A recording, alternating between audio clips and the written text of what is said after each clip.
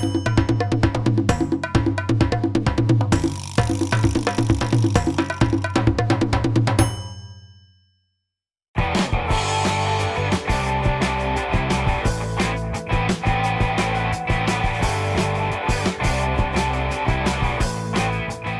on est dans le labo de la région Grand Est où on va avoir toute la partie de notre boulot qui est faite donc en laboratoire, qui consiste en des tests sur les sols qu'on a prélevés sur chantier. Donc ou bien sur des tests qui sont liés à la qualité des fournitures, les cailloux qu'on nous a livrés, est-ce qu'ils sont conformes à ce qu'on en attend, ou bien toute la partie géotechnique où on va essayer à ce moment-là de voir quelle famille de matériaux on a en face de nous et comment on va pouvoir la réutiliser. C'est-à-dire comment on va pouvoir la compacter, avec quelle machine, dans quelles conditions et dans quelle partie de l'ouvrage. Est-ce qu'on va la mettre dans un remblai ou est-ce qu'on va la mettre dans une couche de forme, sur une chaussée, etc.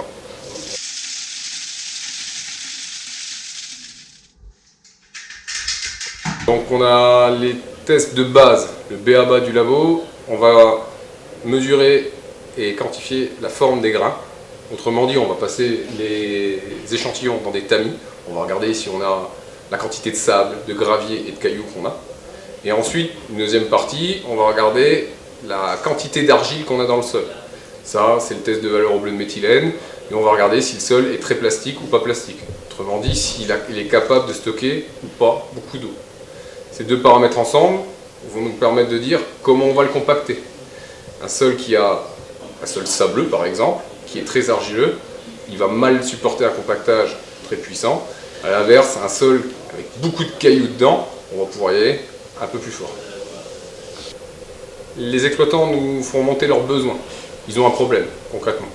Ensuite, on discute ensemble et on essaie de trouver comment on va mesurer, parce que c'est ça, le labo, c'est de la mesure physique, hein, comment on va mesurer différents éléments pour pouvoir répondre à leurs questions. Et ça, à n'importe quel niveau, que ce soit en contrôle de chantier, en phase étude, en dimensionnement.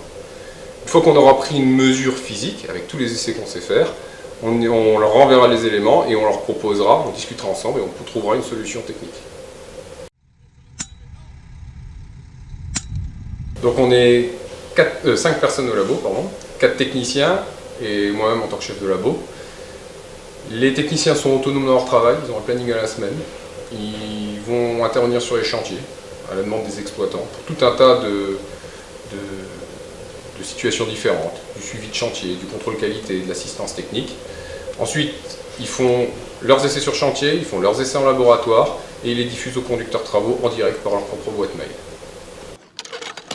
C'est à la fois un boulot qui est intellectuel, demande quand même des connaissances mathématiques, physiques. C'est un boulot qui est quand même un peu physique sur chantier. On a une partie terrain, on a une partie laboratoire, on a une partie bureau, on ne vient pas là par hasard, ça c'est certain.